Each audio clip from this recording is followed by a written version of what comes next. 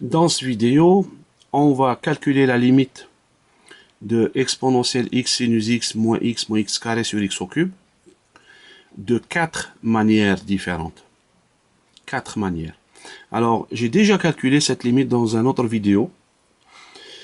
Et si vous vous souvenez, j'avais fait remarquer que exponentielle x sinus x est un produit et j'avais besoin de séparer ces deux fonctions. Et j'avais ajouté et retranché x à sinus x pour faire apparaître sinus x moins x sur x au cube. Alors ici, je vais faire une analyse complète de la manière de réécrire ce produit-là, exponentielle x fois sinus x. Alors, j'aurai besoin des limites de base de l'exponentielle et de sinus x. Alors, les limites de base, les voilà. Limites de base de l'exponentielle. Regardez bien comment elles sont construites. C'est des fractions. Le numérateur, à chaque fois, il y a de l'exponentielle, puis un polynôme à côté de lui. Vous voyez, polynôme, son degré, il augmente au fur et à mesure. Hein? À chaque fois, il augmente. Et en bas, j'ai x, suivi de x carré, suivi de x au cube, x puissance 4, x puissance 5. Et si je voulais écrire E0 avant celle-là, j'aurais mis limite de EX quand x tend vers 0 égale 1. C'est-à-dire, il n'y a pas de moins 1, il n'y a pas de x. Ici, ça va être x puissance 0. Donc, avant celle-là, c'est juste exponentielle x. Mais comme ce n'est pas une forme indéterminée, elle ne figure pas dans cette liste. Regardons bien aussi les limites de base de la fonction sinus. J'ai des fractions. Au dénominateur, j'ai x au carré, x au cube, x puissance 4, x puissance 5. Le numérateur, à chaque fois, c'est sinus x. Et à côté de lui, ici, il n'y a rien. Ici, il y a moins x, il y a moins x, il y a moins x plus, c'est-à-dire c'est un monôme ici, un polynôme, un polynôme. Donc, on va dire que c'est des polynômes dont le degré augmente au fur et à mesure, ou bien il reste le même, comme ici. Donc, si je veux obtenir l'exponentielle multipliée par le sinus, je n'ai pas le choix. Il faudrait que, à un moment donné, je vais faire une multiplication entre l'une de ces fractions ici avec l'une de ces fractions. De sorte à ce que le dénominateur de la fraction résultante soit celui de la fraction qui est ici, dont je veux calculer la limite. Donc, quelles sont toutes les combinaisons pour avoir x au cube? Les combinaisons, c'est cube, c'est degré 3.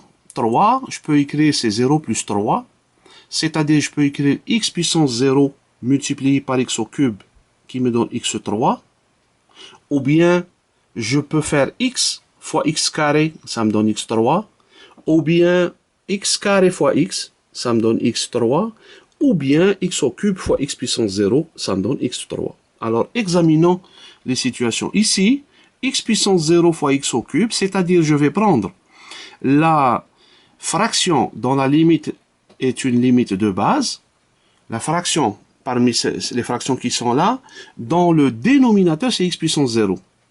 Et pour le sinus, je vais prendre la fraction dont le dénominateur c'est x au cube.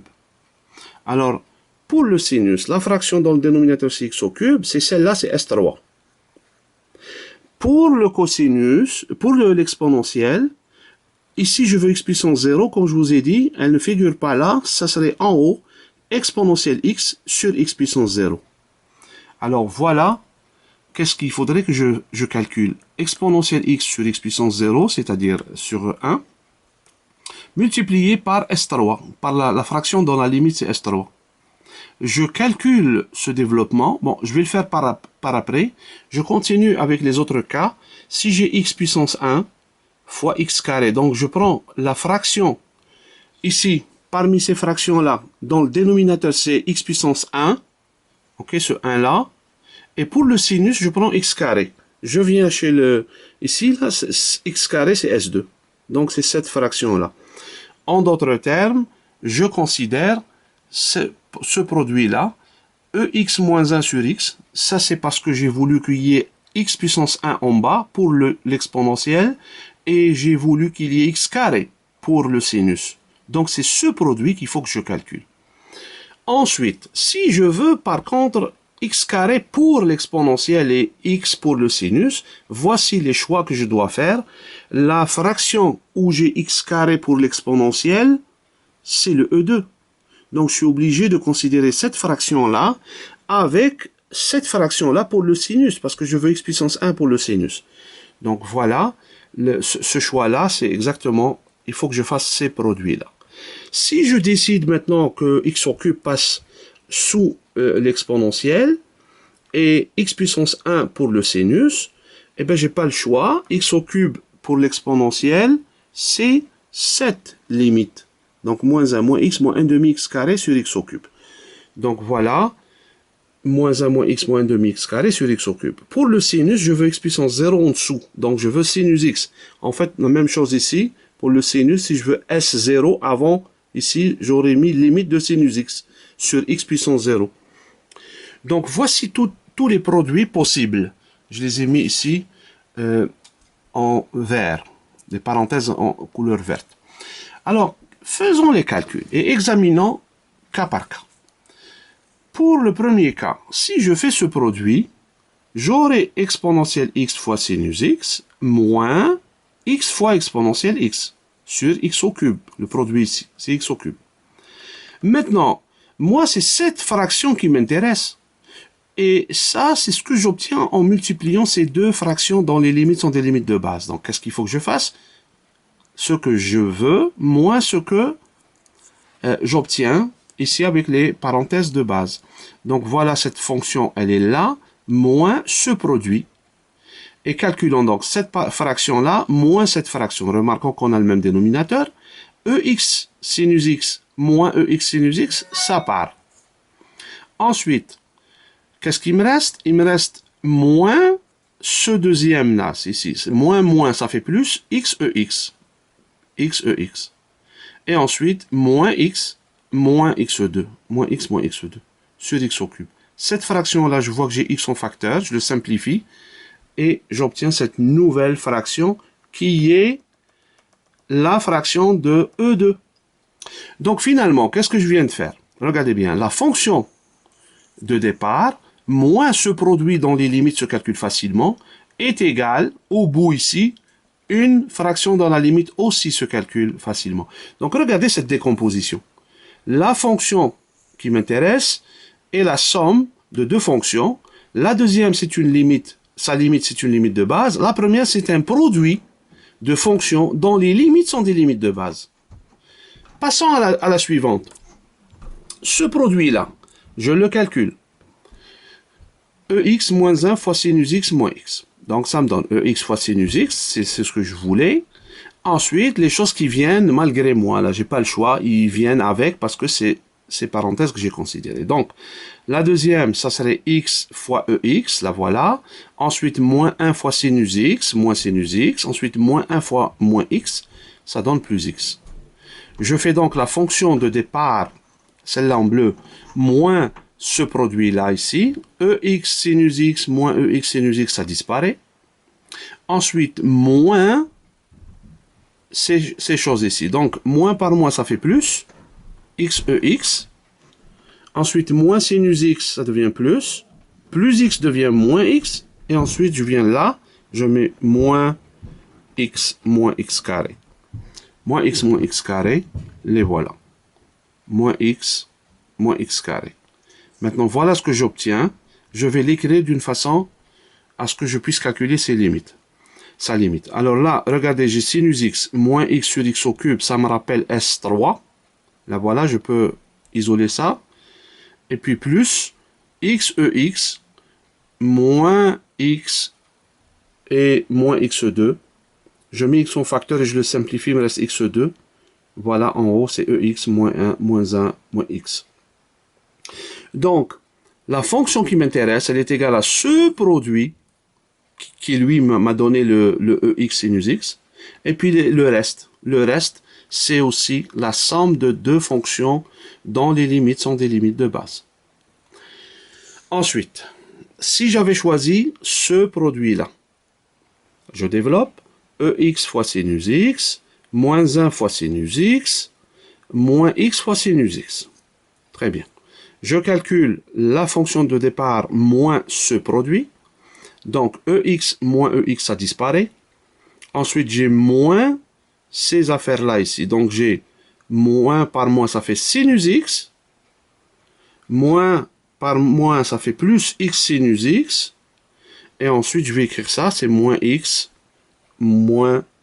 carré. Moins X carré. Maintenant, je vais regrouper ce que je viens d'obtenir ici sous une forme où je pourrais utiliser les limites de base. Alors, regardez sinus X. Moins X sur X au cube. Ça, c'est une fraction. Plus X sinus X moins X carré sur X au cube. Donc là, je peux simplifier par X pour ces deux-là. Il va me rester sinus X moins X sur X carré. Sinus X moins X sur X carré. Elle aussi, c'est S2, c'est une limite, sa limite, c'est une limite de base. Donc voilà, on vient de réécrire la même fonction de départ comme cette combinaison comme ça. Ce produit plus ces restes. Ok? Alors, toujours j'ai un produit qui, lui, m'a donné naissance à EX sinus X, et puis ce qui va avec, là, j'ai pas le choix, là, je l'ai obtenu par soustraction ici. Ok? Alors, il reste juste un dernier cas. Si j'avais calculé ça, donc j'ai sinus X qui va rentrer ici en haut, donc c'est EX sinus X, moins 1 fois sinus X, moins X fois sinus X, moins 1 demi X carré fois sinus X, les voilà, ils sont tous ici, sur X au cube. Maintenant, je fais la fonction de départ moins tout ça, EX sinus X moins EX sinus X disparaît. Puis j'arrange le reste. Alors là, j'ai moins ces affaires ici, donc je vais juste changer les signes. Comme c'est moins, moins, moins, donc ça va devenir des plus, sinus X, plus X sinus X, plus 1 demi X carré sinus X, et ensuite les deux derniers ici, moins X2, moins X2. Et après, je vais les regrouper d'une façon à ce que je puisse utiliser les limites de base. Alors regardez bien, j'ai mis sinus X avec moins X, ok, sinus X moins X sur X au cube. Ensuite, X sinus X moins X2 sur X au cube, et je mets X en facteur et je le simplifie, et il me reste sinus X moins X sur X2. Et enfin, ça ici, donc 1 demi, je l'écris, je simplifie par X carré, il va me rester X en bas et sinus X en haut. 1 demi sinus X sur X, ça encore, sa limite est une limite de base. Donc finalement, la fonction que j'ai, c'est ce produit-là, plus des restes. Voici les restes qui sont tous qui ont toutes des limites de base, qui sont toutes des limites de base. Alors, je calcule maintenant les limites, que ce soit la première, ou la deuxième, ou la troisième, ou la quatrième, le calcul il se fait immédiatement. Je l'ai fait ici en vert à chaque fois. Alors, regardez bien, exponentielle de 0, c'est 1, voilà le 1. Multiplié par, cette limite c'est S3, elle vaut moins 1 sixième. Ensuite, plus, cette limite, elle vaut 1 demi. Donc, j'ai 1 demi moins 1 sixième. Ou moins 1 sixième plus 3 sixièmes, ça fait 2 sixièmes, 1 tiers. Ici, qu'est-ce que j'ai? Cette limite-là, c'est un 1. Cette limite, c'est 0, parce que là, j'ai x carré. C'est S2. OK, 0. Ensuite, cette limite, c'est moins 1 sixième. Cette limite, c'est 1 demi. Donc la différence, ça me donne 1 tiers. Ici, pareil, si je calcule ces limites, alors celle-là, c'est 1 demi. La deuxième, c'est 1. Celle-là, c'est moins 1 sixième. Et celle-là, c'est 0. J'additionne tout ça. Donc 1 demi moins 1 sixième, ça vaut 1 tiers. La dernière combinaison ici, ça vaut 1 sixième. Ok, ça c'est la limite de l'exponentielle lorsque j'ai x3 en bas. Elle vaut 1 sixième, on peut la vérifier ici. Lorsque j'ai x3, voilà, c'est 1 sixième. Alors, 1 sixième pour celle-là, ça c'est sinus 0, ça vaut 0, donc tout ça est parti. Ça c'est moins 1 sixième, ça c'est 0, et ça c'est 1. Donc j'ai moins 1 sixième plus 1 demi, ça vaut encore une fois 1 tiers. Donc peu importe la décomposition de ma fonction de base en ces fonctions jaunes ici. Les limites sont des limites de base. Le calcul se fait immédiatement et on obtient la même limite qui est 1 tiers.